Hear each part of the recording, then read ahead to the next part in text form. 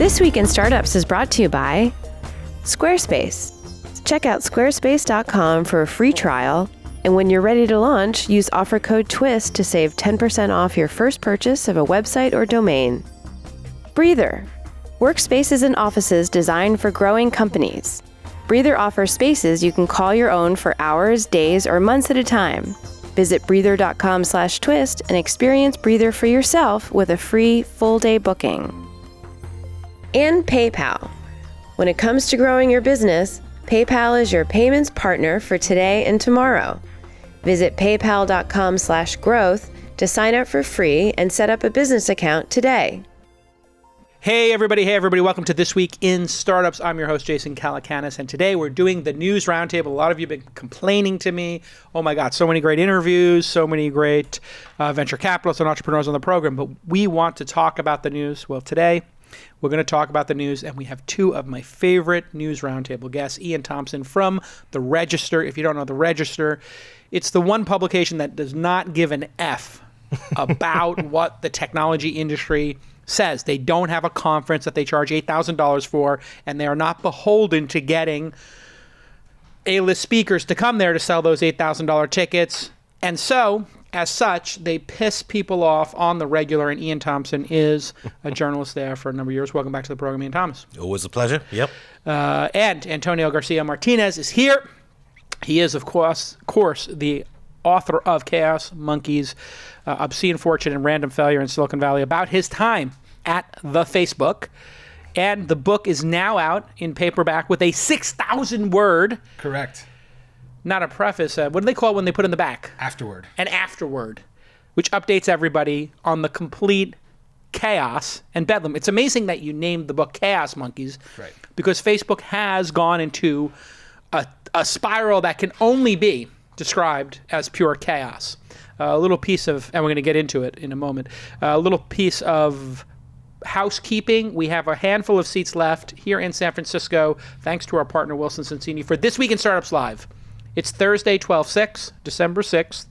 We're going to have a This Week in Startups Live with Greg Brockman, who is the co-founder of OpenAI and a former CTO of Stripe. And we're going to have some office hours with me, where I'm going to just meet with founders and give them free, candid advice. It's worth what you paid for it.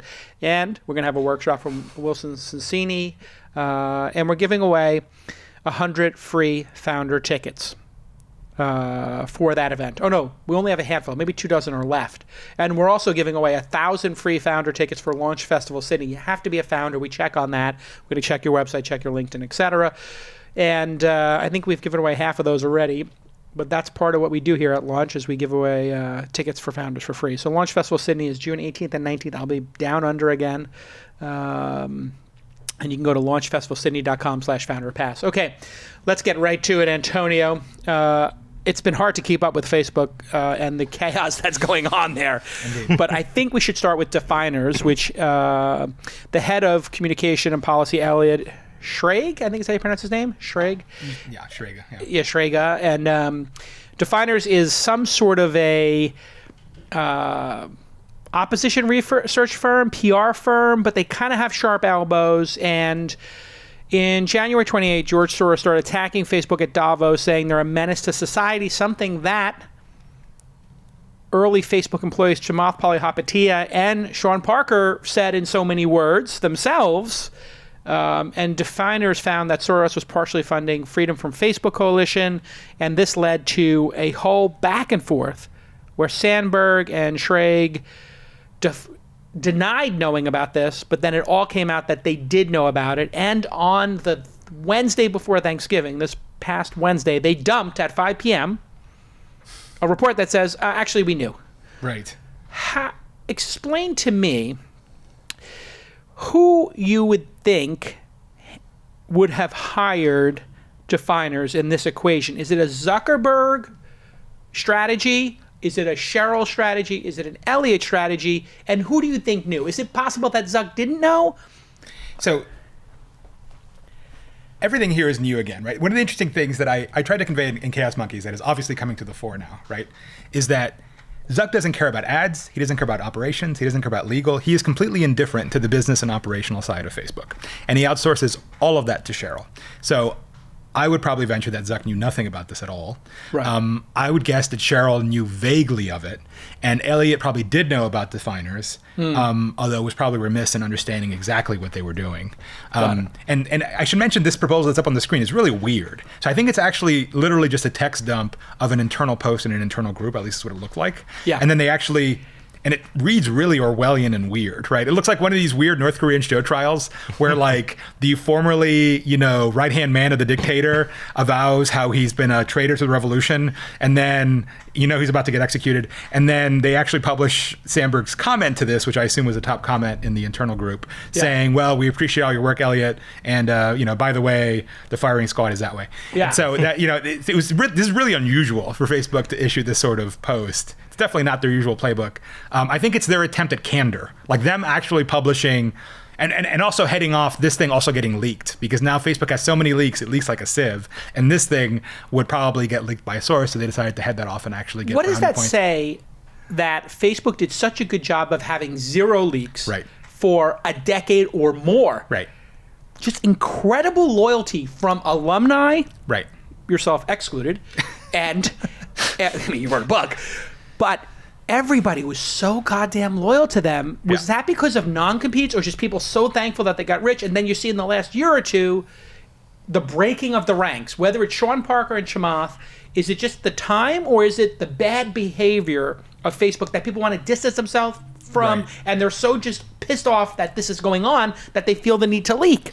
Right. Which is it? Well, just to clarify your jab there, so I wouldn't consider Chaos Monkeys to be a violation of that. It's not. I think I've actually talked to lots of ex-Facebookers, and in fact, it's in many ways a backhanded compliment, and I think the company comes out looking okay in it. But Yes. and if anything else, they disagree with a lot of their conclusions, but they think it was at least accurate. So that, as long as it's accurate. Anyway, getting that aside, And they didn't sue you. and they didn't sue me. Right. Well, because they know about the Streisand effect better than anybody, and they understood that my book would have been even longer on the bestseller list had they sued me. So that's really why they didn't sue me. But anyhow, so I've said it before, like, this is a longer conversation. I think a lot of the media cycle about Facebook is a little bit overhyped, and like a lot of it, like the Cambridge Analytica thing, I never thought was really that big a deal, even though it's become a big deal in the media cycle. But to me, the biggest deal, the thing that sets off my former Facebooker alarm bells off, isn't the Cambridge Analytica thing so much. It's not necessarily even definers. It's exactly what you just said, right? The fact that Facebook went from a place that had a super strong internal culture with admittedly very much an us versus them sort of attitude to the outside world, which meant that by and large, relative to most tech companies, there weren't leaks. I mean, there was occasionally a few, but by and large, you didn't see these sorts of scenes, right? To me, whether it be a country or a company, the fact that you have an internal faction that is allowing itself to be co-opted by an outside party in order to like settle some score or whatever against an internal faction is like the beginning of the end. Like that is a sign of cultural pathology, I think. And the fact that Facebook this is a clear sign of serious internal turmoil, and that yes, some people have actually lost faith in either the leadership or the values of the company, which is why they're talking to reporters. Ian, where is this going next? Is there going to be any changes? Obviously, Zuck's not going anywhere. He's made that clear. Yep. So then you have to, and Elliot's out at He's some fallen point. on his sword, or until his AA guns. He's throwing himself on the grenade, I think is the better, analogy. Getting paid an S ton of money to can do cry so. into his money, yes. Exactly. Like, Yeah. what do you think he's going to pull out of there? 100? He's already 200? worth 100 million, north of it probably. 200 million, do you think? Between I don't think 100 they and want 200 million, probably. They're not going to want the payoff to be too big because that looks bad. No. Nobody will even know because it will be under the threshold of anybody knowing. What they'll do is they'll keep him on for a 4-year consultation gig Right. where he gets paid $20 million a year or something crazy like that in stock that gets vested in exchange for him not ever disparaging the company or, God forbid, writing a book. Yeah. Oh no, there's definitely, they try to make you sign a non-disparagement clause on the way out the door, actually. Yeah, of course. They're like, by the way, They we tried to have bribe me with way less money than that. Yeah, exactly. You're like, Way well, less money than $1 million advance. Right. Versus $30,000. 30K. $30K. Yeah, I'm going to take the $1 million in. I got to say, as a journalist, this was amateur hour stuff as well. Putting this out the day before Thanksgiving, they did the same thing with the Myanmar report. They did the same thing with the Cambridge Analytica thing. That went out at 5 o'clock on a Friday afternoon. It's so cynical, isn't it? Well, it's cynical, but it's also really dumb because it does nothing but piss journalists off. We know how the game's played, they know how it's played, but this was always going to be news. So just putting it out on the Wednesday before Thanksgiving ruins everyone's Thanksgiving. Right. Well, So yeah. that is a very interesting point because there are journalists who are literally in an airport heading home or arriving at home, and now they have to step away from their families to write this up. Yeah. It is it's awfully horrible move. But it's something they've done again and again, and it's right out the PR playbook. But it's with a story as big as this, it's not going to get involved. But did it work? Is the tactic a viable tactic? No, it hasn't worked. It's kind of the same as the climate report that was issued on Friday. It just blows up because people say, they really want this hidden. Therefore, we should. So get it has like a it. mini Streisand effect. So the PR dump, the PR holiday dump, is a Streisand effect like moment. Yes. You agree with that, Antonio? Or? I tend to disagree a little bit. Yeah. I think, again, trying to put my Facebook hat again, assuming it still manages to channel the current management, which actually hasn't changed since I was there. I think their real audience, they actually don't care about the press at all. Like their attitude towards the press has been don't. Deflect, delay, like they don't care. They don't have that sort of... Don't even recognize, and I have a personal story about that I'll tell after the break, but go like, I think most companies have this sort of working relationship, I think you probably agree with most journalists, in which, like, we're all in on the game, we know how this works, you work with me, I work with you, like, it's this iterated sort of process. That is not Facebook's attitude towards the press. At the end of the day, they don't care about the press. All they care about is their user base. And if there ever were some sort of user revolt, not that I think there would be, but who knows, that meant that their usage actually went down, they care about that. So, I mean, you're right that it didn't work in that, all the journalists got super pissed off. Like, nobody didn't cover it because it was on a Thanksgiving. But what fraction of US dailies actually saw and interacted with the story? Well, they actually know that because they can actually run the data and look at the newsfeed. But that's what they actually care about. They don't really care about the chattering classes. I know it's harsh to say. Hey, but pull up the Glenn Greenwald tweet for a second. This was kind of interesting. Facebook confirmed every part of the New York Times story, including their attempt to malign Facebook critics as Soros puppets because they had no choice. They not only dumped it for Thanksgiving, but got their outgoing communications director to take the blame while Sheryl Sandberg pretended to. Fair criticism? Accurate? Well, I don't think they confirmed every part of the story, strictly speaking, but they that seemed like a little hyperbolic. They haven't denied anything. From Glenn Greenwald, no, say it's not so. What's the story with Glenn Greenwald? Do you look at him as a journalist? No. You don't, because it's kind of interesting. There's no business model. This Jason Ponton from MIT Technology Review made a very interesting point. If you don't know how this publication makes money, then it's not a journalistic publication. It is an advocacy group. So there's no ads on The Intercept, and there's no subscriptions. And they're spending tens of millions a year or millions a year. It's this decade's thing. You get a large benefactor. The same thing works for Breitbart and for the Daily Caller and for Inception. It's just get yourself a benefactor and publish what you want. Now, Glenn he's a very good legal mind early on, and he's published a lot of stuff. But I wouldn't count him as a journalist because there are certain requirements to objectivity which have to be fulfilled within journalism. Yeah. You have any thoughts on it? I mean, this is a huge conversation that could take up to 2 hours. Yeah, the whole notion of objectivity. All right, when we get back, we're going to talk about Glenn Greenwald. For now, I'm going to tell you all about Squarespace, which I love. You need to turn your new idea into a website. You can blog or publish content. You can sell products and services of all kinds and promote your physical or online business with Squarespace. Even announce an event or a special project. We use it for everything here. Check out Launch Festival Sydney. Check out Launch Angel Summit.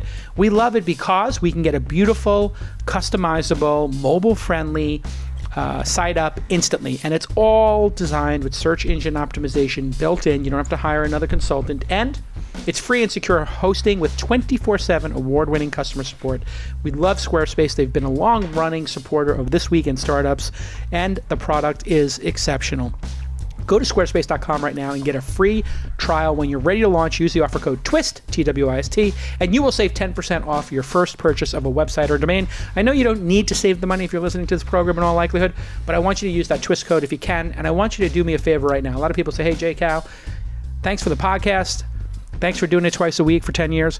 Is there any way I can help you? Yes, there is a way. Go use Squarespace and go ahead and say thank you at Squarespace on Twitter for supporting independent media like This Week in Startups. It's an amazing, amazing product. And by the way, they now support over 200 extensions. So if you want to be baller like me and do founder.university or angel.university or use any of those cool new extensions, get on there. Try them out. There's lots of beautiful new extensions and, of course, all those great customizable templates. And one thing people don't know is that Squarespace, some people don't know, Squarespace put in incredible e-commerce functionality. So you can sell stuff, open up a store, no biggie dealie. Okay, back to the program.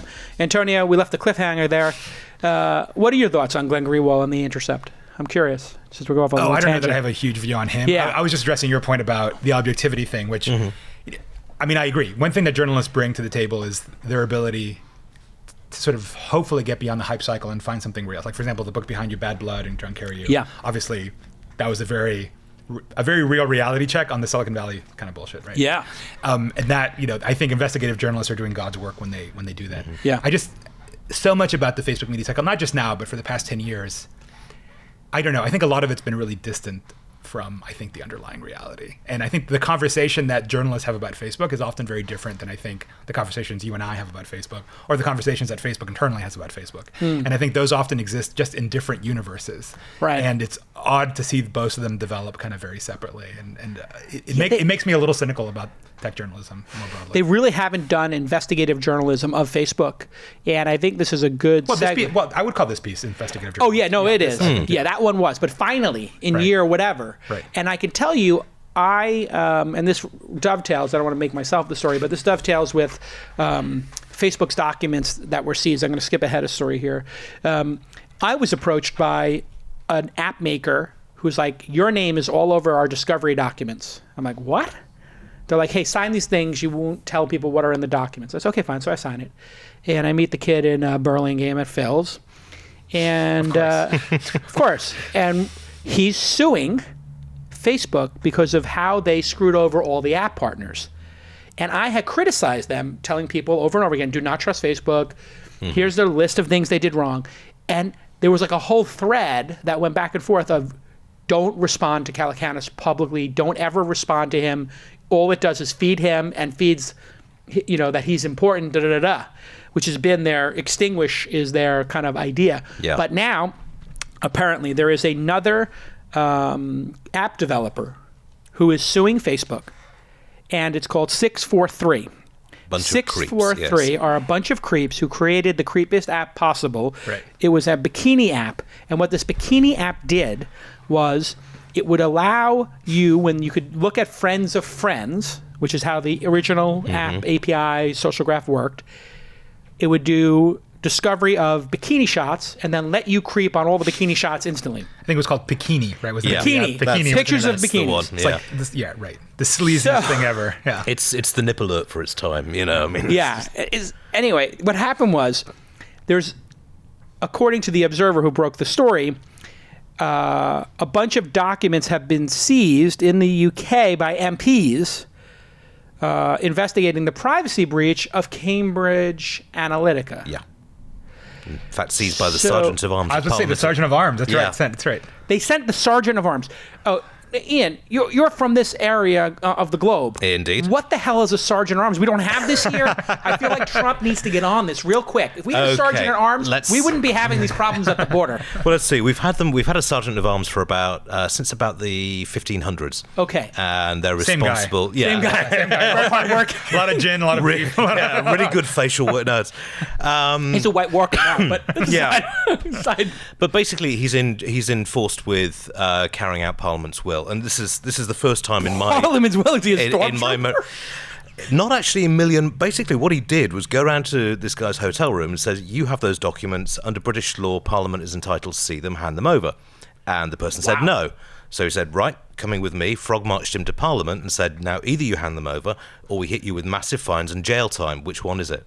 And he was like, well, maybe you can have those documents then. That would be So fine." they literally Yeah, knocked on his door, Locked on his hotel room brought door. him to Parliament. This would be like, if we had this here, Right. it'd be like Congress having Darth Vader working for them, or Boba Fett, and they send Boba Fett to pick up Apparently, To the Four Seasons The in Four like Seasons. Palo Alto. take him to Congress and say no. I mean, obviously, Now? he's a very polite person, But Yeah, it's, you always are. Does he have a gun or does he have a billy club? oh, come on, this is Britain. We don't have guns. So he's got a Well, billy club, probably. Well, actually, his bobby duties stick. in What do you call it 1971 were merged with Black Rod, who does have a club. Black Rod is responsible for opening and closing the Houses of Parliament, amongst other things, but that's a slight sidetrack. But It's also quaint. basically, I know. That's what do they call the new like stormtroopers in the new Star Wars stuff. They call them like the something order. Oh, the Obsidian Order. First Order? Something like Something that. Yeah. like that. Anyway, it sounds like this is where Lucas got all the names for these. But basically, if you're in the UK, you obey UK laws. And if Parliament says something, if you're in the UK and Parliament says, we would like that, you don't really have a lot of choice about it unless you're willing to go to jail. And in this case, they weren't. So they handed the documents over, and now we're all sort of on tenterhooks waiting to see what comes out of them. Yeah, and Jim Watterson from The Guardian says, sending a Parliament representative to an individual's hotel room, marching that person to Westminster, and threatening with imprisonment unless they hand over the documents is unusual. Like, this does not happen. This is why you have the American Revolution, damn it. That's why you have the Fourth Amendment. And then you've accepted tea. Carol Callwater said on Twitter, everything about this story is extraordinary. This almost never happens. UK Parliament sent a sergeant at arms to U.S. citizens' hotel rooms to seize internal Facebook docs alleged to contain explosive revelations relating to Cambridge Analytica data abuse. Or, to put another way, there's a touch of the Robin Hood about Damian Collins, the MP who has done this. It's such a bold and audacious move. Remember this paragraph from the explosive New York Times article about equivalent committee in the U.S.? Yeah, well, that ain't worked here. Yeah, Facebook lobbyists have already but to be clear, who did they seize? Did they actually seize the other party in the lawsuit? They seized the other guy. Yeah, the other guy's Oh, so he's not a Facebook employee. I mean, No. Carol's nuts. I mean, she's playing this up as if they literally, broke Cheryl on the rack and got her to talk or something. And in fact, they also- it's the lawyer for this slimy as shit, other app thing. But they also did tell Zuckerberg that he comes to the UK. They're picking him up. They're forcing him to eat spotted dick okay. and getting him to fucking... It was suggested that could be the case, which is a nice way of saying, don't push it, mate. Zuckerberg has blown off the Parliament again and again and again. That's so dumb. And yeah, given Cambridge Analytica's role in Brexit, there's a lot of parliamentarians who are really, really pissed off at this. Ian, what's the worst case scenario here for Zuckerberg and Facebook in terms of Parliament and the UK's legal system?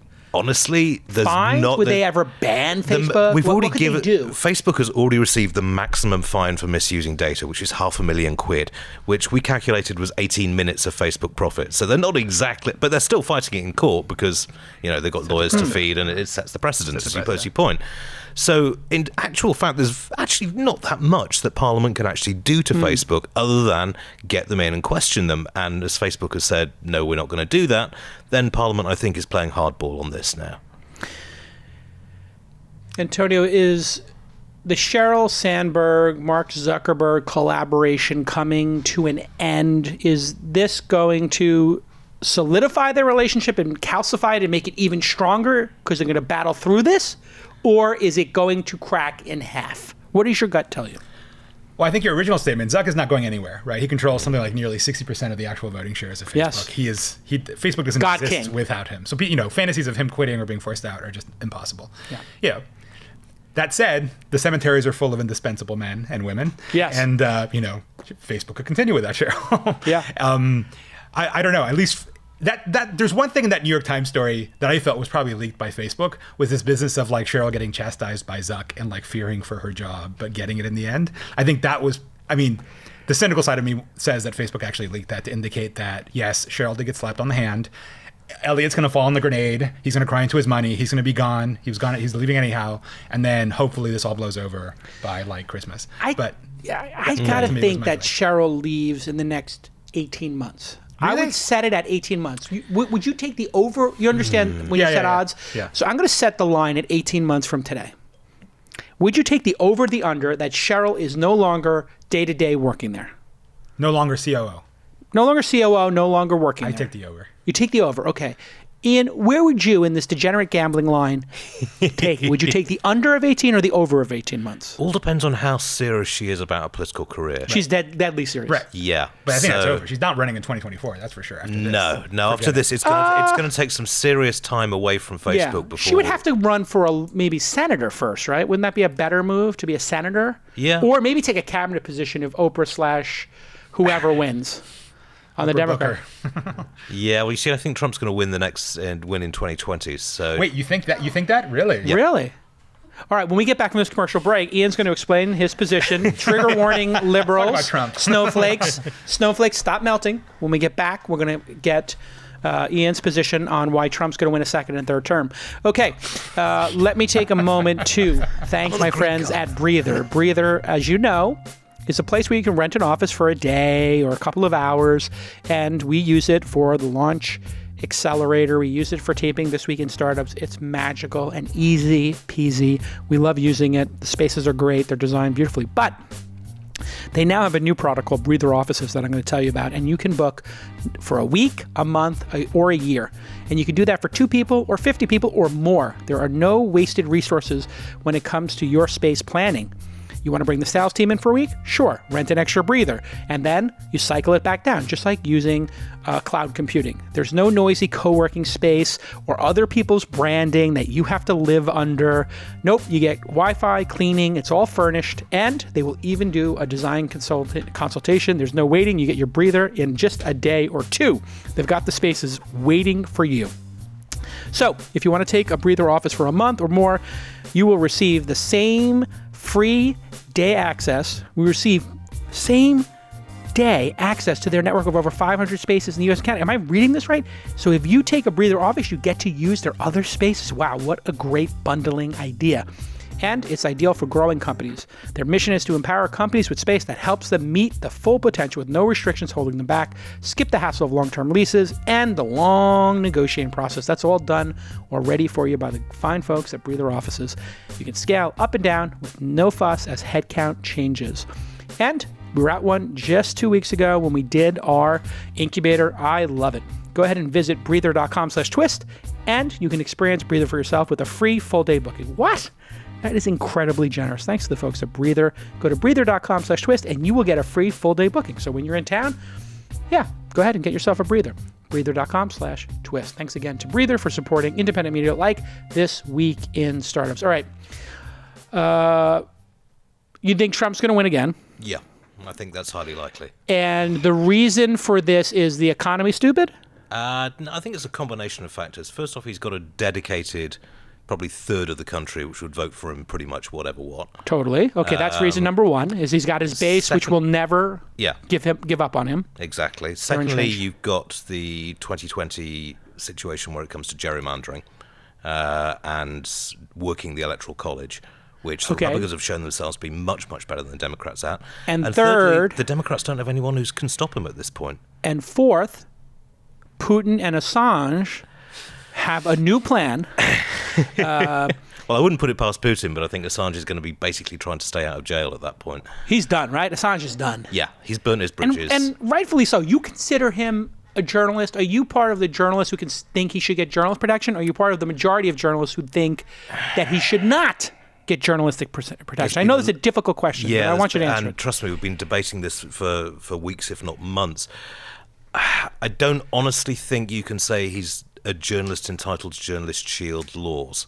What he is a conduit for leaked material. Now, in the past, WikiLeaks, when they first started out, were actually quite good about not releasing stuff which, they weren't unsure of the provenance of and the rest of it. But I think, honestly, journalistic protections, I can't honestly see it. He's not really a journalist. He doesn't take responsibility for what he publishes. Is Assange, do you agree? I tend to agree. I think early on he was a somewhat more conscientious sort of conduit for leak, and now he's turned into this showboat. I don't even know what the hell he is. It's hard for me to. I think he's a horrible human being. Let me just put that out there. Is that I think he's just a horrible, terrible, grandstanding piece of garbage. That describes half the people I know. Exactly. that's 90% of the people in San Francisco. You're like J-Cow. That's Name my names. Tinder profile. Horrible human being. Complete. No, but I mean, think about it. The guy is working with Russian hackers. He knows he's working with Putin. Putin is a despot who murders people. So he's working for a murderous dictator in order to create chaos in functional democracies that are trying to lead the world and steer the world towards democracy. Now, I'm not saying our democracy is perfect. Clearly, it is not. But it's a lot better than Putin's murderous regime, which is poisoning people with radioactive material at sushi bars in London. Yep. Just around the corner from my old office. It's insane that anybody would side themselves, whether it's Assange or Trump, with MBS or Putin. These are the people that history shows. The more support you give them, the more they will murder people and torture and create, dictatorships, communism, God forbid socialism. I'm joking. We have to talk about Ocasio here at some point. Ocasio-Cortez at some point. Can I address the Trump thing, by the way? Sorry. Yeah, let's do it. Let's do it. So I don't normally. I like where we're going. I don't normally geek out about politics, but I actually did like a reported political piece in Wired's November edition about. I went to Texas to see if you could flip it blue with the help of a lot of techies that were actually volunteering. There's this outfit called Tech for Campaigns that has thousands of volunteers that actually. They have like top level tech talent working for down ballot. It's kind of an interesting mix of. And they did very well with Beto O'Rourke, right? Well, Beto did way better than expected, and they thought it was impossible. Right, and then a lot of the things that were on the flip list, as they call it, ended up way closer than they thought they would. And I think getting to your point about redistricting, which I think is very important, underreported, it's the state house that actually controls districts in the United States. Yeah. Right, and so insanely enough, I mean, allowing politicians to set the borders is just well, not every state does. Some actually have independent commissions, but by default, that is what many states do, including Texas. So anyhow, in the Texas state house, Dems actually made major gains, and so they're still behind. But by 2020, which is where this all gets reset, they might actually redraw the Texas map. But so how do we get into Texas? Oh, that's the context of my political thing, right? So the Trump thing.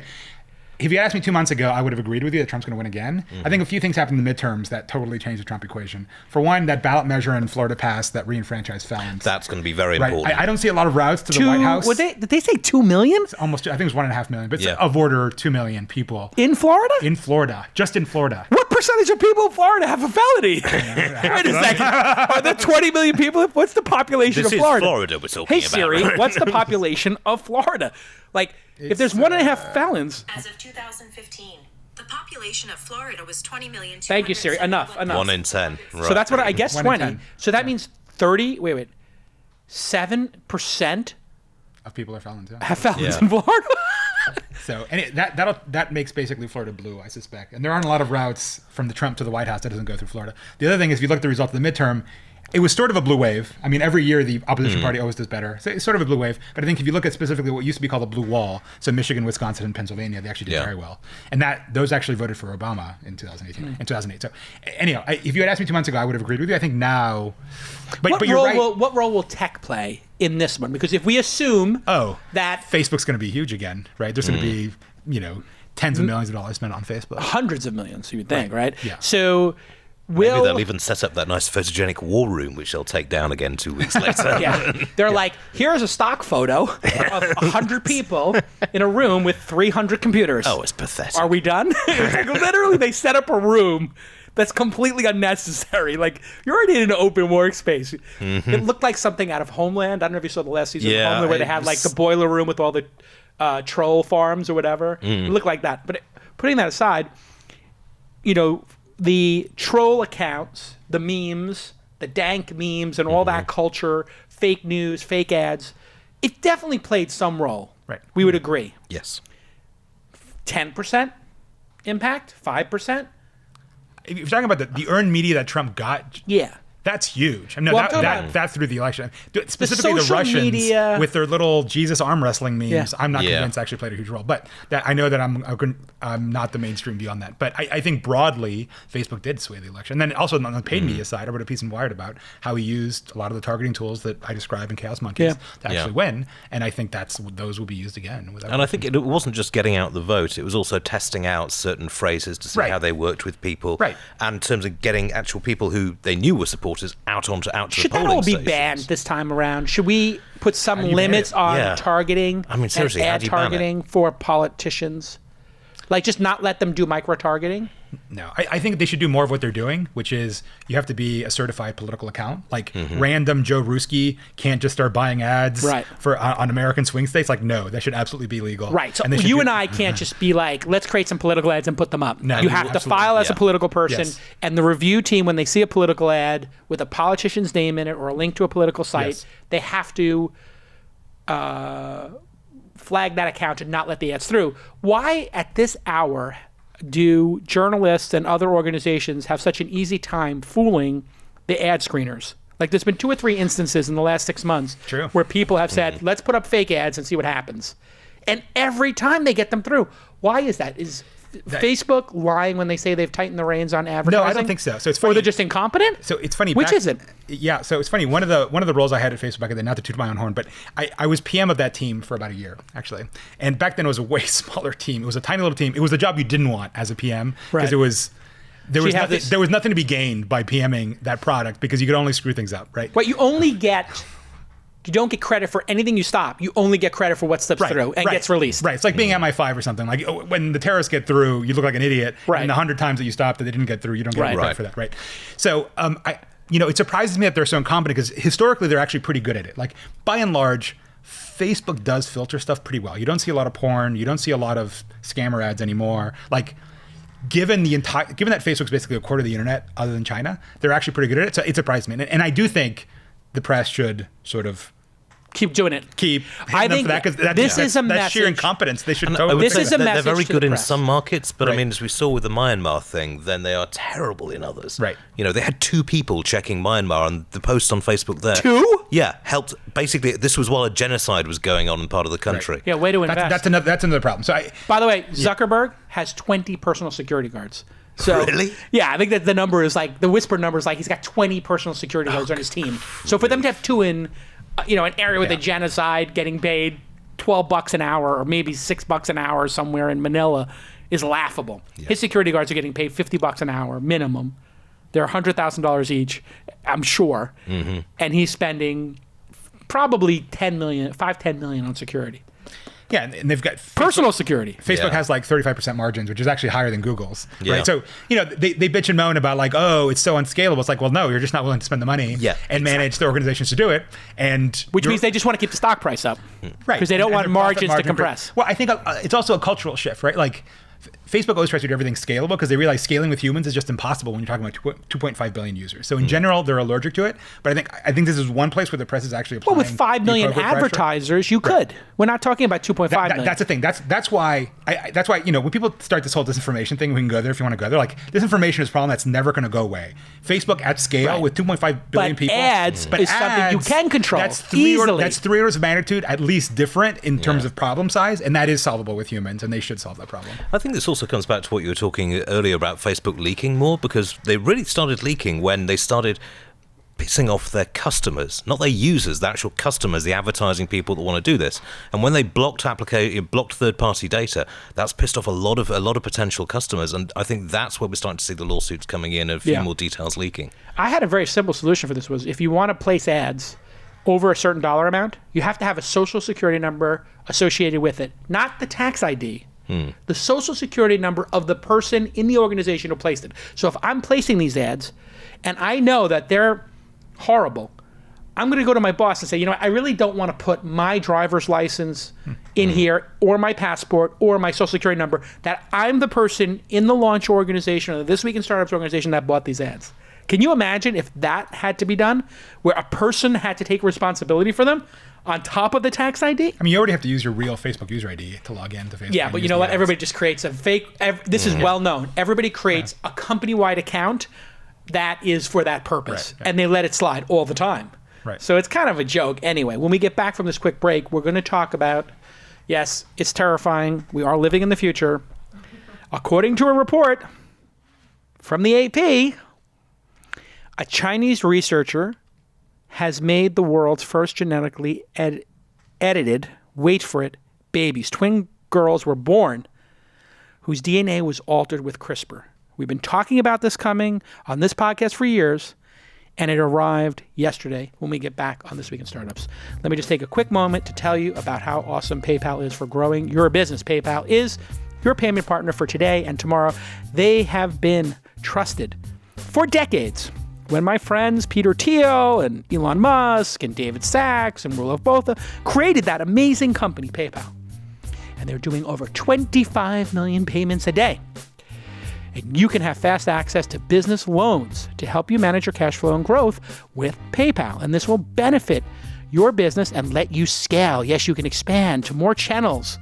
And they will help you sell to over 250 million shoppers across their markets and platforms. And they will help you convert. PayPal is the most used digital wallet, and on average, PayPal users complete 88% of their checkouts. obviously it's super easy to use, and that's why they have that high and trust. They'll also protect you. They have seller protection, which is readily available through their amazing customer support and fraud tools, and they get smarter with every transaction. We have been using PayPal ourselves all the time here when we built our e-commerce store for This Week in Startups, and it is so seamless and easy to use. I want you to visit paypal.com/growth, paypal.com/growth, and set up a business account today. Sign up today. It's free, and you're going to love it. If you love This Week in Startups, you're going to love PayPal as well. Go ahead and say thank you at PayPal for supporting This Week in Startups, and visit paypal.com/growth. Let's get back to this insane story. Oh, wow. Yeah, okay. Here it is. Antonio's tweet, if you told the high school me, child of Cuban refugees, what was it like to grow up in Cuba? Well, your parents raised by. Oh, I see. But your parents came here, or your grandparents? They came, as many did, when they were quite young, alone, put on planes by my panic grandparents that they'd escaped before. They put them on a plane alone. What were their ages? 17 and 16. There's an entire generation called the Peter Pan generation that came and were actually raised in orphanages and in various. It was a weird diaspora. It was definitely a weird just get out as quick as you can experience. Wow.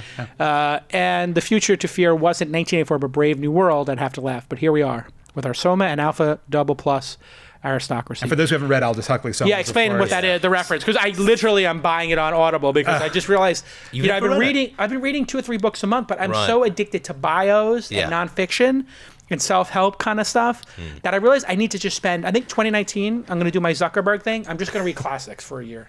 Okay. Just try to hit like 35 classics, and that's going to be one of them. Explain what the references are, Soma was this sort of ambiguous narcotic that the inhabitants of this very futuristic world and Brave New World would have, and they'd go on Soma holiday. It was clearly some sort of opioid type thing, that's how they achieved a very chemical happiness. And then the Alpha Double Plus thing, society had actually been bred such that I forget the exact designation, there was like an Alpha Double Plus, a leadership class, and there was like the Deltas and the Epsilons that were sort of service workers, and everyone was in this sort of genetic caste system. Wow. And it was very different.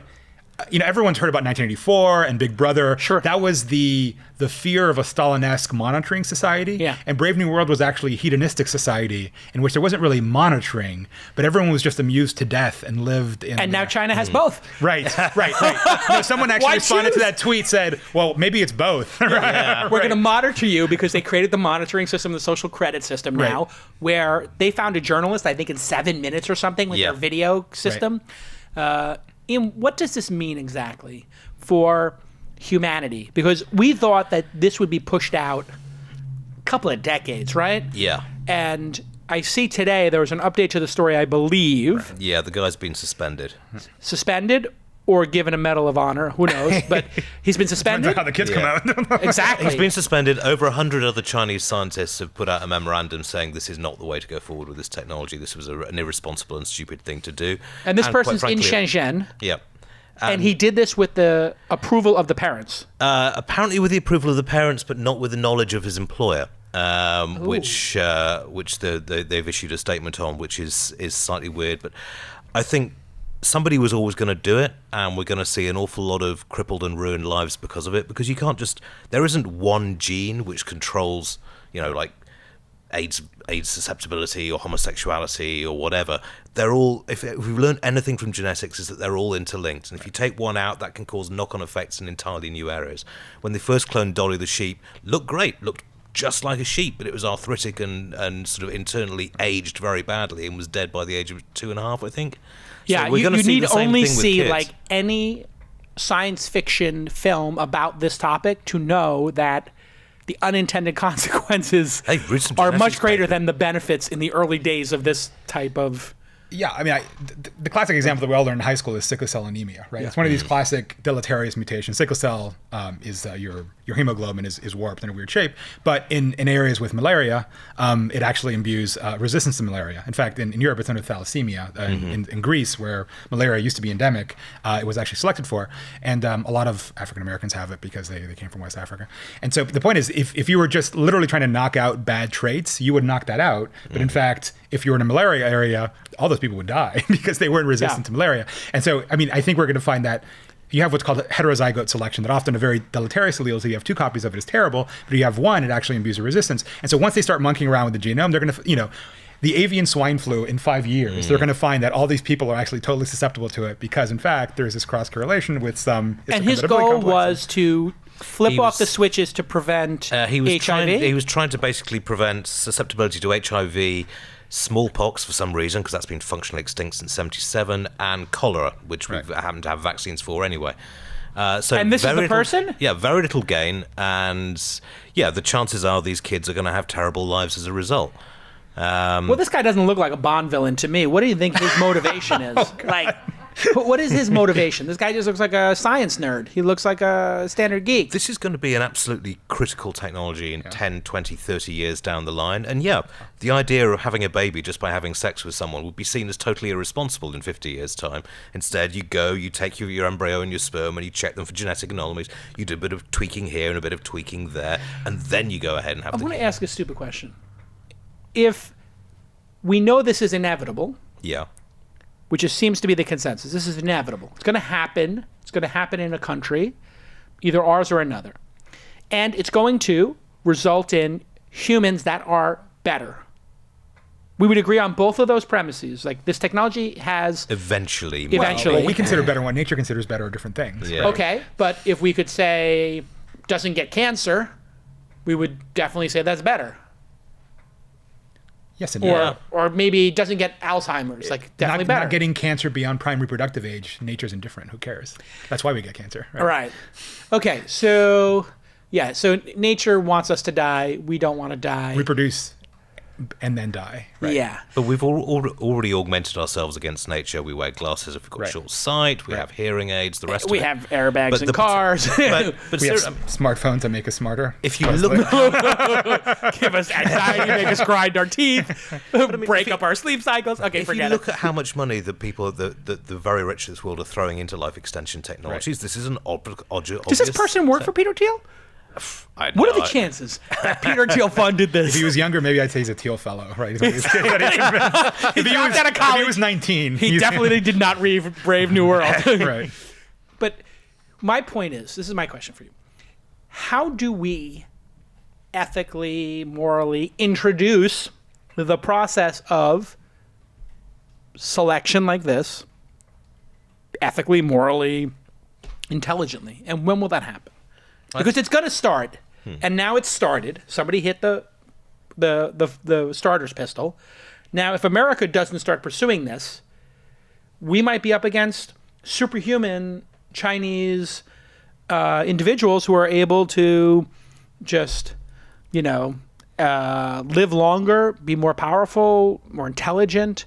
I mean, is this insane for me to go down this road, or is this going to be the balance of power in the world?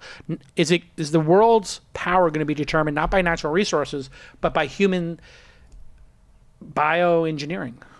I think there's two things there, right? Yeah. One is, this is like nuclear weapons, right? No one's going to have a monopoly on it for terribly long, right? Within a span of 6 years, the Soviets had basically stolen nuclear technology and everyone was armed. I mean, I think the other thing that's really going to play into the public policy debate, particularly in countries like the United States or Europe, which are democracies, is how available is it to everybody? Is it really only a Peter Thiel thing? Like, is everyone dying except Peter Thiel because he can afford to pay $10 million a year or whatever? Or will it actually get democratized as luxuries do eventually and everyone basically has access to it? I think that's a critical part of the technology of how democratized. Yeah, when does this become the refrigerator and air conditioning and airbags where, like, you're just not allowed to produce a car without airbags? Sorry. Right. Yeah. But at the same time, if you're actually going to get involved with this and, if you actually want to get your kid done, you're going to wait, if you're smart, until it's been tried out on a lot of other people first. Right. You're not going to be part of that beta. Yeah, you're not going to be part of the. You don't want to be I will be. Yeah. Do you want to be part of the dev channel? So, I mean, if they're smart, they'll test it out on chimps, on a variety of animals, on chimps and various things, and see what they can do with that, and then inevitably it's going to happen sooner or later. Somebody's going to set up a laboratory in somewhere where there are very lax controls, and we're going to see some nightmarish mistakes, and then hopefully the technology will work itself out. Antonio, what's the chances this is the first time somebody's done this? This? Yeah. Like, it's the first we know of.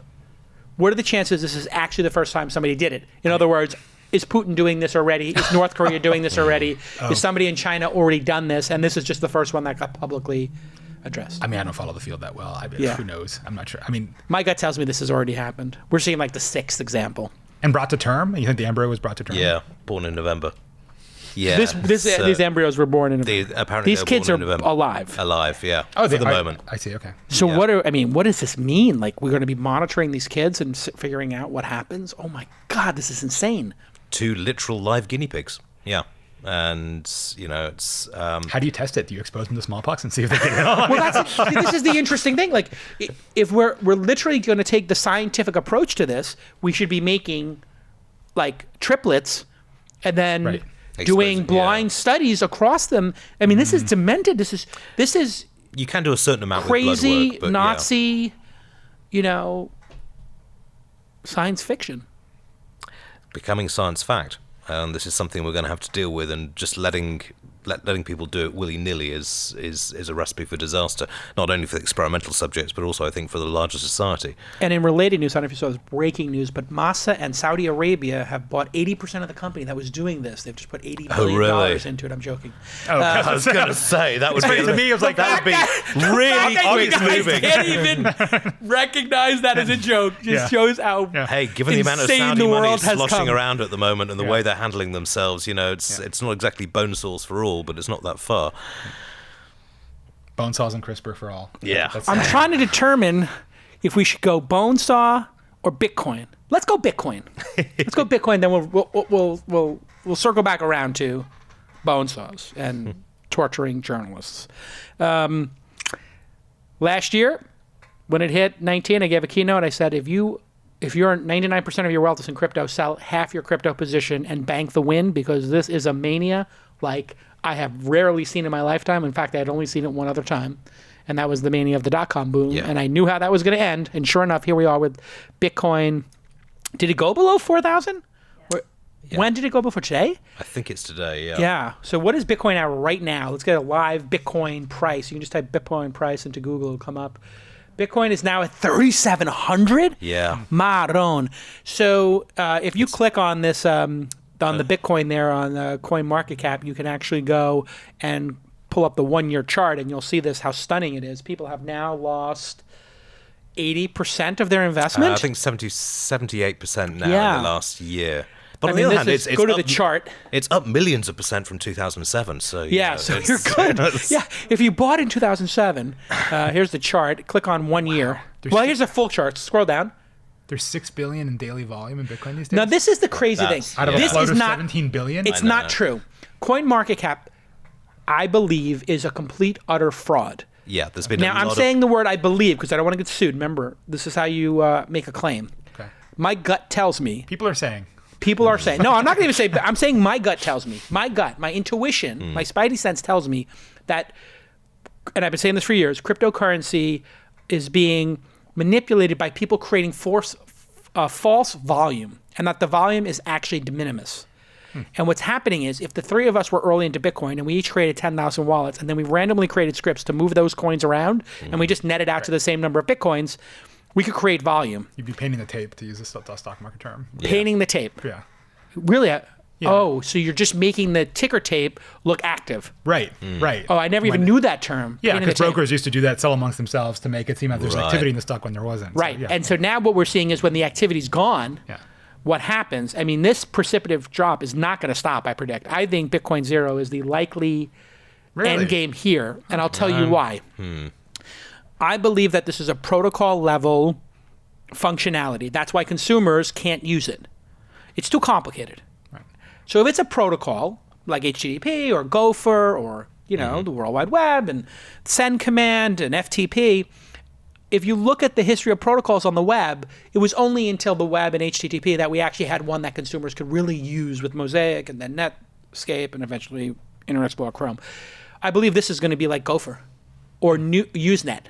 I believe it's like the first, here's how data moves, here's how money moves, but it's not good. It's not a good protocol. It's inefficient, it burns too much electricity, and it's too slow and too expensive. They claim it's not expensive, it's super expensive to run this. So a new technology will replace it.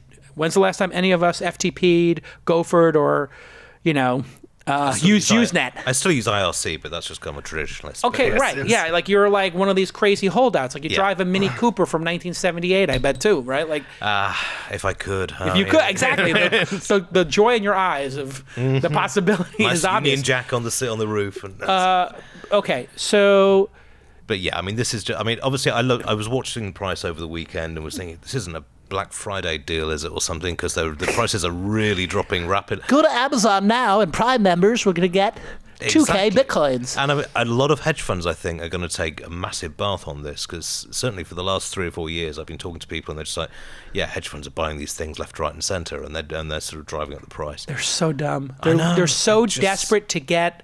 the next big thing. Well, yeah, they're so desperate to have a 100x return. And listen, I'm in the business of 100x returns. Mm-hmm. I don't expect a 100x return 29 out of 30 times at bat.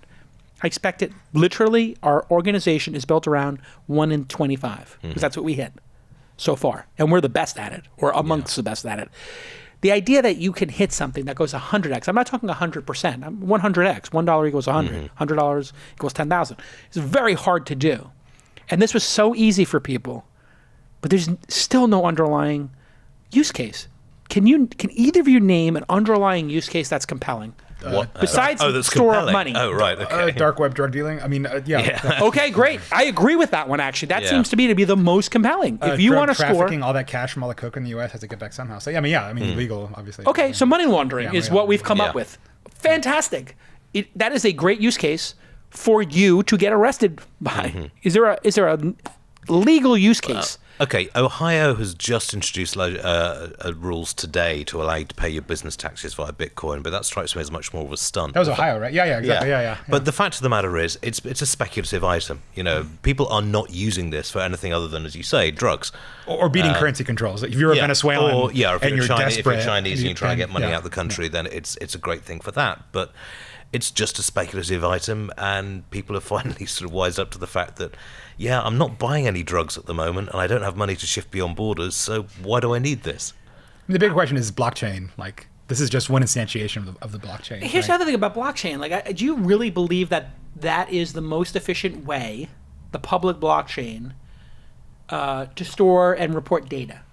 Or databases? You know, it's like... I'm just picturing the CryptoKitty shirt on my Twitter handle after I say anything about this. So I'm just like super hesitant. But at least the use cases I've heard about, and I'll admit I'm not an expert. It just seems odd. Like, why would you do that on blockchain? But that's my No, feeling. it's like immutable kit. I mean, the best use I heard was CryptoKitties. And it sounds facetious, but an immutable, which is a fancy word for not changeable, record of ownership of art or collectibles, to understand who owned this Picasso, what they paid for it, and then who got it next, and having a smart contract layer on top of that, which smart contracts have nothing to do with cryptocurrency. They could exist in a PDF or anywhere else. But a smart contract that said, Iain's the artist, Antonio bought his artwork for $1,000, and he sold it to me for $10,000. But as part of his smart contract with Iain gets 20% of whatever that sell price is. Right. So he gets 20%, he gets $1,800 of the gain. That would be something that you would say, okay, instead of paying $2,000 for the art, I'll pay $1,000 and give you a 20% vig on the growth. That's like a wonderful, amazing, mind-blowing use case. Another one that I heard was just similar. I did a story on it. This whole story of deepfakes, right? The fact that video editing is getting so good that, in fact, it even came up in the Brazilian election. There was a deepfake video around, not Bolsonaro, but somebody else. And so there was a company I did a story on that, was basically creating cameras that would write the veracity of the video it was taking to the blockchain. So I think places where you want truth kind of documented publicly, like for all times and all places, like this is what reality is, and that exists independently of any party. If Obama said something, it's on the blockchain. Right. Yeah. So and Obama would have an app on his phone when he was publicly speaking, and he would speak into his phone with his app, with his token or whatever hash, and say, I said this at this public event. Right. If it is not on my Obama blockchain, then it did not happen. Right. So when you see some Obama deepfake of him, saying something Praising completely inappropriate, then you could people could independently verify that that is such a good idea. As long as or voting. Like, why is voting? I guess people want their votes private, but you could make it private that you really did vote. Interesting work in using blockchain to actually to track voting, but on an anonymous basis. So Right. you anonymize it enough to preserve privacy, but not quite enough so that electoral fraud can be or mistakes in electoral stuff can be detected. I'd agree with you on where I think blockchain's going, but the other thing is it's slow, and this is what the banks are finding. This is what the the operations people are finding. It sounds great. Let's track all our parts on blockchain, but it takes an enormous amount of grunt to do that. As an entrepreneur and an investor in support of entrepreneurs and enthusiast, I do love the creativity that this has shown. And I do love the fact that on a global basis, people are so enamored by positivity and this delusional belief that technology could impact everything. I do like that at its core, that people are so delusional and they want the world to get better, and they believe like blockchain plus crypto plus mining plus smart contract plus token, it all equals some, proof of stake, whatever. It all equals some sort of way to make the world better and solve problems. And most of all, I like the fact that on a global basis, millions of people participated in this giant scam casino to bet on startups, because I'm in the business of betting on startups. I like that. Here's a deep fake of Obama. I hope that he doesn't say something really bad, but okay, here we go. All of our minds has been the loss and the grief felt by the people of Orlando. Here's the ground truth video of Obama saying the same words. Especially our friends who are lesbian, gay, bisexual, or transgender. I visited with the families of many of the victims on Thursday, and one thing I told them is that they're not alone. Okay, great. Yeah. Computers at the University of Washington have a neural net, millions of videos to determine how elements of Obama's face move as he talk. Yeah, so they can do it, and they do it for porn now. That's the big use case. So, in the interest of journalism, the first draft of history, yes, I watched several instances of deepfake porn, and I have to say, it was pretty damn good. Like, not porn, not as porn. It was a satisfying experience. As a graphic construct, it was like you would have believed I have seen it as well, and it is. You look at it and you're like, okay, is that a leaked frappening video? Right. Yeah. Like, now the frappening, anybody who was frappeninged or had that during that iTunes hack or whatever, the Apple hack, could just basically say those are real fakes and be done with it. Like, there is no actual truth anymore. Right. I mean, in the words of Giuliani, truth is not truth. I mean, people have been knocking up fake celebrity porn pretty much since the birth of the internet, but this stuff is getting really, really good. And as in the next couple of years, it's going to get even better. And this is going to, honestly, this is going to have a real impact on people because they're not going to know what to believe. And as it gets improved and we need some kind of technology that says that's definitely a fake, that definitely isn't. And it's going to get tough unless somebody actually develops that. Blockchain could work on that front. And it's going to go both ways, right? Like, there's going to be fake videos out there that people will claim are true, and then there'll be true stuff leaked that people actually claim is fake. Like in Brazil, there was this politician. I have to say, it really looked like him. It probably was real, but he claimed it was a deep fake. Well, who knows now, right? Oh, that was the politician who got caught with like 3 hookers prostitutes or something. Yeah. And I actually saw that headline. Yeah, and who knows, right? Yeah, and he's like, "That's a deep fake." It's like, hey, if you can get away with shouting fake news at everything, shouting deep fake is going to work just as well. Yeah. Yeah. I mean, it wasn't me. It wasn't me. It was a deep fake. Bitcoin goes to, I don't want to just say Bitcoin zero, because there'll be probably some number of people who hold on to it because it makes them happy or whatever. But let's say Bitcoin sub 1,000. Chances of Bitcoin sub 1,000 on a percentage basis, greater than 50%, less than 50%. Let's just play a guessing game. At some point in the next year? Sometime in the next 2 years. Will it go below 1,000? Oh. In other words, 99% loss. Yes. Yeah. Okay. Will it go below $100?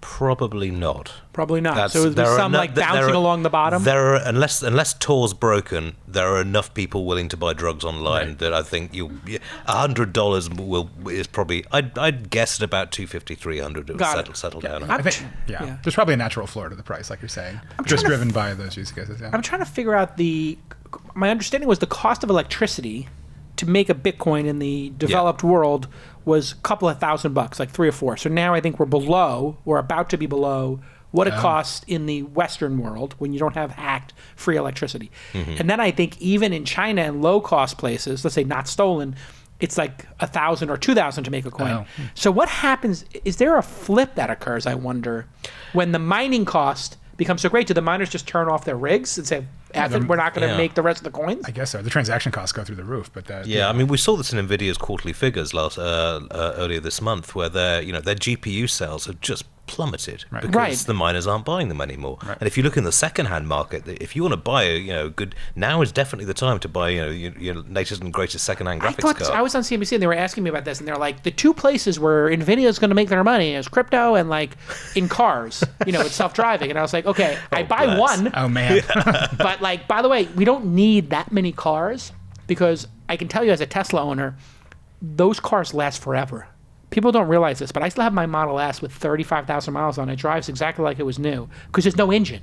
There's no ICE engine in there. Internal battery combustion. degradation. What's that? How's the battery degradation? Zero. I don't think there's people who've done 200,000 miles and they see like 10, 20%. Okay. And losing 10 or 20% on a battery that costs $30,000 to replace, you wouldn't replace it. You would just say, okay, instead of going 250 max, I'll go 200. Who cares? I mean, you could ride it down to 100 as a daily driver, because nobody goes over, 90% of people do not go more than 100 miles a day. So I think it could literally degrade 60%, 70% and still be viable. So I think people are not going to be replacing cars all that often. Right. So that means NVIDIA is not going to have a lot of chips to sell once they get a fleet of them out there. Right. And car ownership's going as a rough away. number, right? What's the number that they always sell the self-driving cars? That cars are used basically 5% of their total capacity. So you need maybe 10% as many. It's not going to go to 100, but it could be as many as a 20th as the number of cars now. Right? Yeah, I say a 10th. And plus the algorithmic gain from like sharing the car better, because there's going to be an Uber pool type situation. Yeah, all that crap. But yeah, bonkers. But it's going to be an order of magnitude fewer cars than we have right now, basically. Right. Yeah. That being said, Red Dead Redemption and some of these games are getting so good that they're pulling non-gamers into it, and they're selling over $1 billion worth of these. So video games seem to still be demanding more graphics, which is crazy. And I just upgraded everybody here at launch to these new Dell 38 monitors that are like almost 4,000 pixels wide. I mean, it's crazy, but there's the productivity from a great monitor, I think, is the best productivity hack.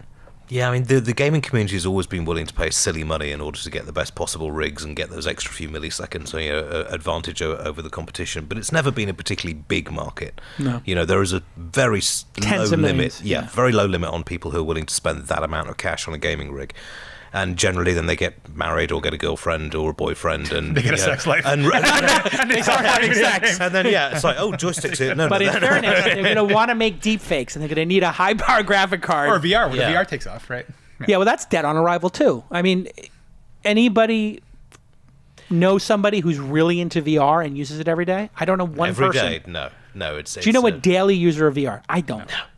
No. So VR, once again, head fake, fail. I think we will see daily users of AR once the hardware I'm totally gets down with sorted out. AR. Like, really? Literally. What format do you think AR is going to take? I think AR is going to be 3/4 of the market, and VR is going to be 1/4. Oh, 90/10. In the form of like spectacles or like your phone? Like what if you can get it down to a spectacle level, which I think we'll see in about 5 years' time. Yeah. Because it's just the benefits are such that, I mean, we all know the problem with VR is you can't use it and move around. With AR, you so you look like an idiot. Any technology where you look like an idiot, for sure. It's the same thing with the Segway. You just look like a moron on this damn thing. Well, also, like, you're not going to use Siri unless you have a 90% chance of getting the answer, because you feel really dumb arguing with Siri. Like, I ask Siri population because I know she's going to get it right. Yeah. Right. I'm not asking her, like, the best sushi restaurant in town, because I know she's getting it wrong. She just has terrible taste in sushi. Yeah. She doesn't get out much. But...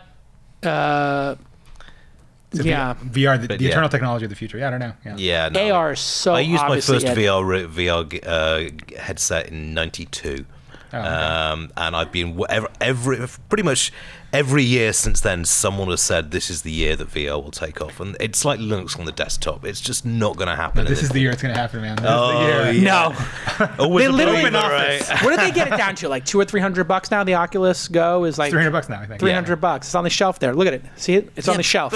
But what do you use it for? I mean, really, we use it on the shelf to make fun of. Yeah.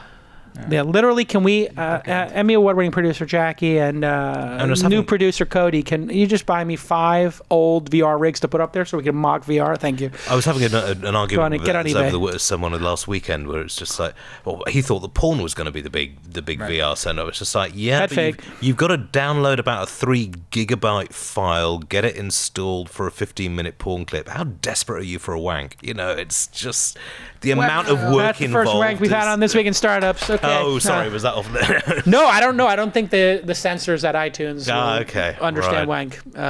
They don't speak English. He's British. It means something. They don't speak British. Yeah. It means Oculus Go is on sale for $179. Oh my lord! Is it worth buying? I don't know. I still feel kind of curious. I want to try it. I might try yours. Honestly, every time I think this is it, and I put it on, and I'm just like, it's not it. There's literally no Scorsese or interesting execution that makes you go, wow, this is compelling. I want more. I literally have never put it on and said, I want more. Every time I put it on, I go, wow, that made great progress. Or, wow, that's really interesting. But never have I said, can I have some more? Please, sir. I never went back for seconds. Whereas with an iPad, I play like these tower defense games like Kingdom Rush and whatever. I'm just like, will the Kingdom Rush people please release another game? They're like some independent studio in Brazil or Uruguay, and they just came out with like over the holiday weekend a new one, and I'm like, oh my god, this is great. 5 more hours of my life playing a nonsense tower defense game. It's like chess, or poker or something. It feels fun to play. All right, tech stocks are down. Who cares? Those companies are not going anywhere.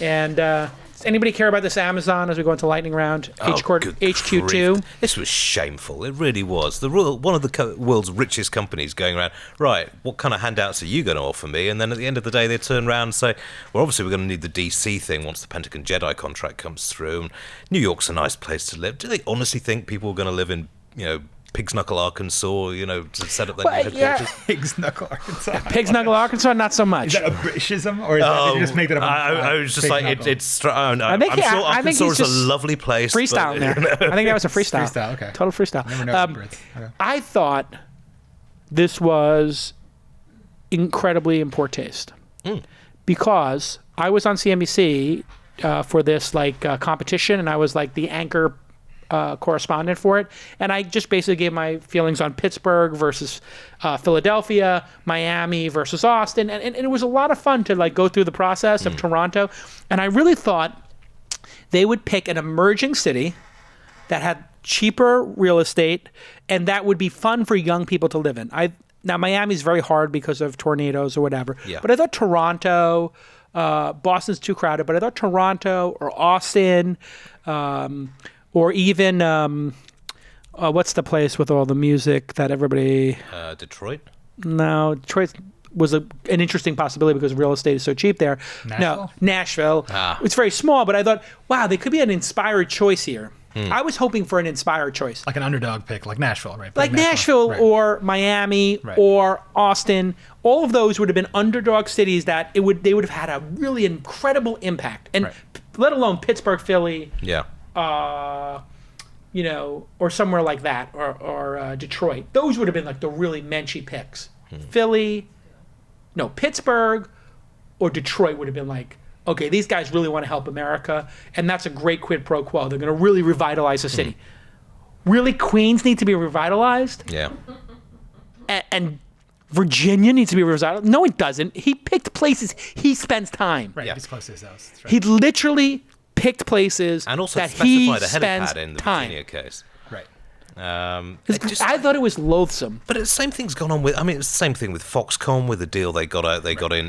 Wisconsin. I don't. And they've done nothing there. I don't get why American cities. That's what got Scott Walker unelected, right? Was that horrible Foxconn thing where they were basically paying millions of dollars per employee or something? I forget. It's $500,000 per employee, and they won't see any financial benefit until 2042. How is that a good deal? Right. No, I mean you'd be better off doing.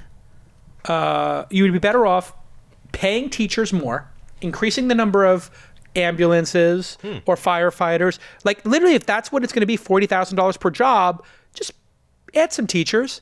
Give that. I mean, there's a better use, and this is why the politicians in the pockets of big companies is about to end, or has a possibility of ending now. You brought up Ocasio-Cortez. And I think she represents This yeah. exact frustration of Leftist populism. It's coming. it's coming. I mean, it's going to be a socialist, leftist, populist.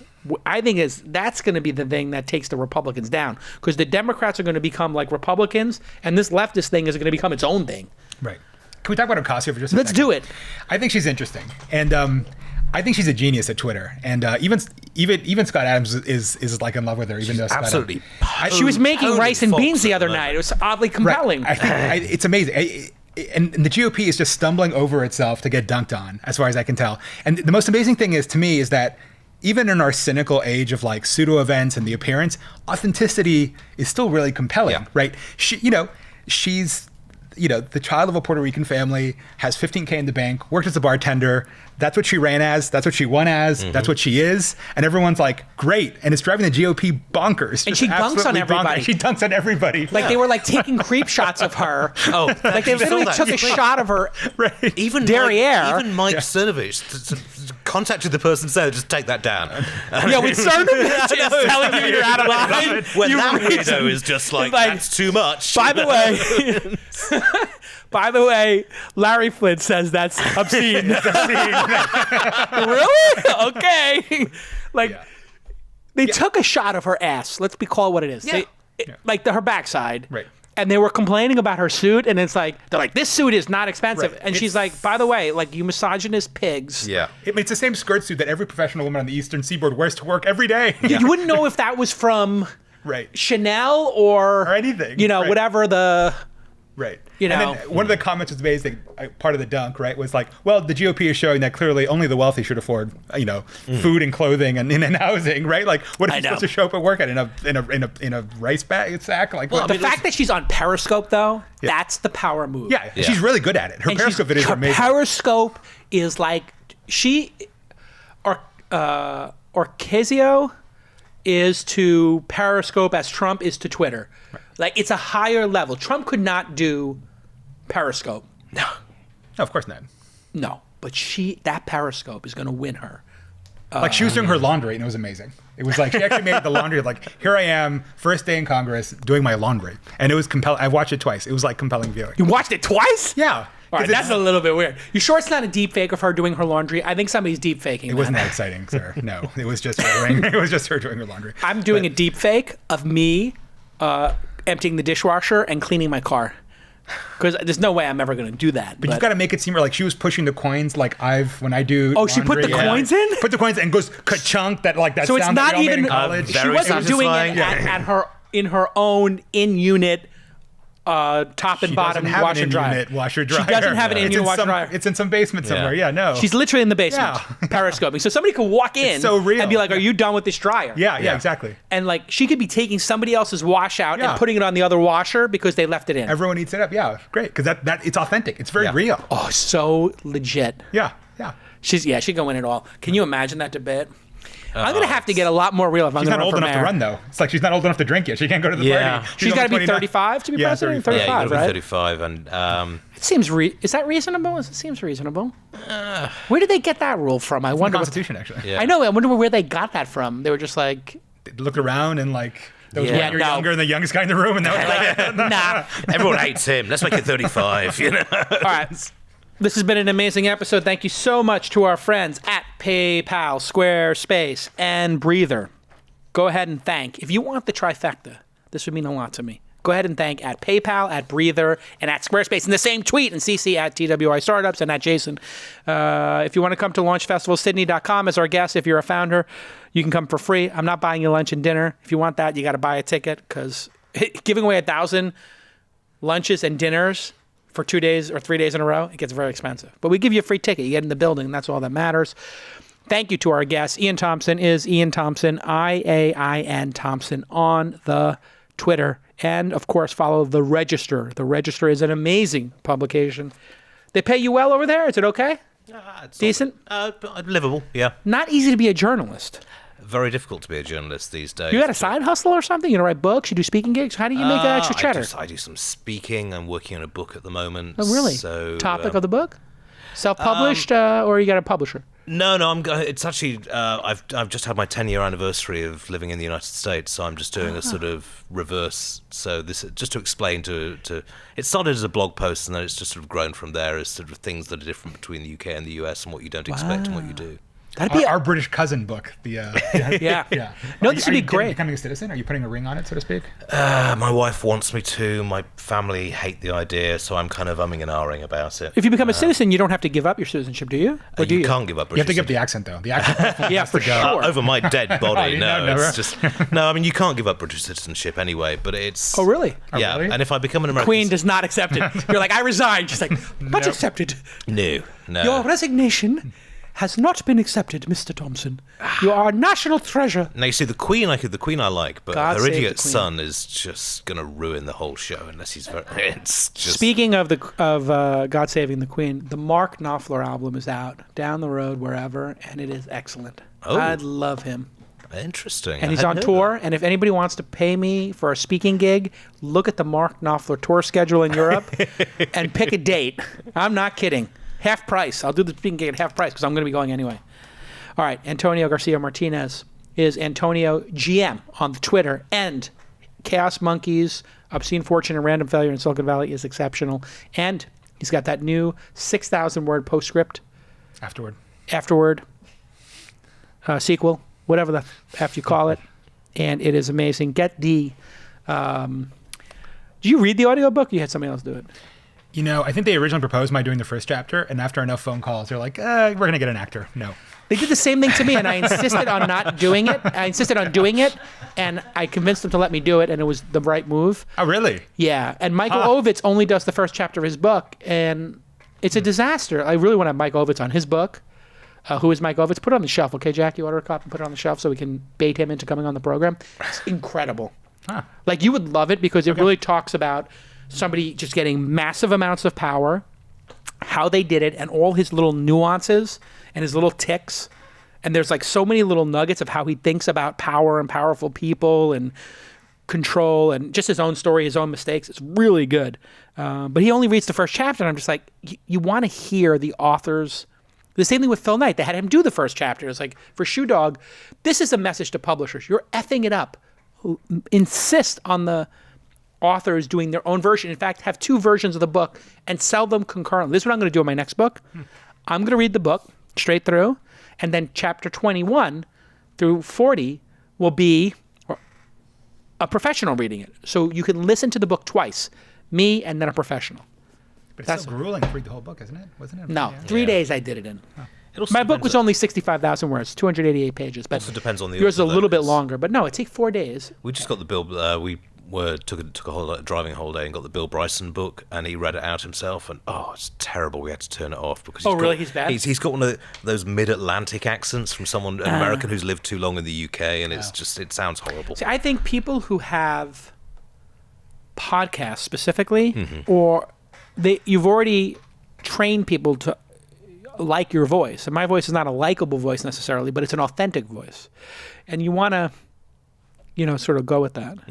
The thing is, because you're a known voice, if you didn't read it, they would be like trying to bend your voice into that. It's cognitive dissonance, right? They're hearing my voice. And when I read someone who has a known voice, it's in my head, Of in their head, course. so it has to be in your head in that voice. Yes, and when people read my book and not listen to it, they're like, "Oh my God, I hear your voice when I'm reading it because it's got your sensibility." That's how people. That's the tell. If you don't write your own book, it's so obvious because you can just tell that doesn't sound like something you would say. Right. That's why they offer me a ghostwriter as well, and they're like, Ooh. "So you're doing your book? Would you like some help?" Is that how they put it? Right. Oh yeah, they're like, So when do you think you'll have it ready? I'm like, when it's a bestseller, and they're like, okay, I love that answer. So do you have a date in mind? I was like, yeah, whatever, next summer, next Christmas. I'm like, great, that's awesome. Wow, aggressive schedule. Now we have some options for you. Something to consider. Some of your friends use the same person. Their name doesn't go on the thing, but they can really help you in hitting the deadlines. And I'm like, we talking about a ghostwriter? But like, well, you talk to them, and then they will shape a draft of different things for you. You read it, and you make it your own words, and you have to be completely satisfied with it. And I was like, a ghostwriter. They're like, well, it's course, and I was like, no, I'm a writer. If I can't write my own goddamn book, shame on me. Like, It's true. How lazy are you that you can't You're getting paid, and you If can't. it's a footballer, I can understand because it's not their first skill. But if you're a writer, then I think you do have a bit of a duty to, write your own book. It's kind of like lying to the public, It was Yeah. like when they were like, they didn't bring this up, but this like other person contacted me like, hey, we'll buy 250,000 copies of your book and then mail them back to you, and you'll be a bestseller. Oh yeah, because they gained the business bestseller list. And they just send a bunch of old ladies out to go buy your book and then Right. mail them back to you, and then you get all the copies of your book back. And like literally, some friends of ours, people who've been on the podcast, people who are very notable in our industry, who have bestsellers, they did this. And the person was pitching me the people who I know who did it, very famous, notable people with who sell multiple books. And I was like, I think I sold 8,000 my first week. I needed to sell 11,000 to hit the thing, and I was like, I don't care. It's Yeah. like I didn't write the book, to game the. But you hit the bestseller. Yes. And it's like That's 11,000. the top of the thing. Depends on what week of what year, what other books are in the running, but it's way fewer than people realize. It's over 10. It's over 10, but it's not even 20. No, it's like low it's teens. Yeah, low teens, like 11. Just to 12. get to the lowest level of mixed digital and print. And the whole thing is a pre-sales, because all the pre-sales roll into the first week, Right. which is what bootstraps it onto the list. I had and like hopefully makes it 5,000, 6,000 pre-sales. They were like, Right. it's looking really good. Right. In my case, it had to be semi-secret because the book was kind of concealed until like a month before, so we didn't have a very broad window. But anyhow, this is how the All right, game works. everybody. This has been an amazing episode. Thank you so much, Indeed. Antonio. Thank you, Ian. And we'll see you fun. all next time on This Week in Startups. Bye-bye.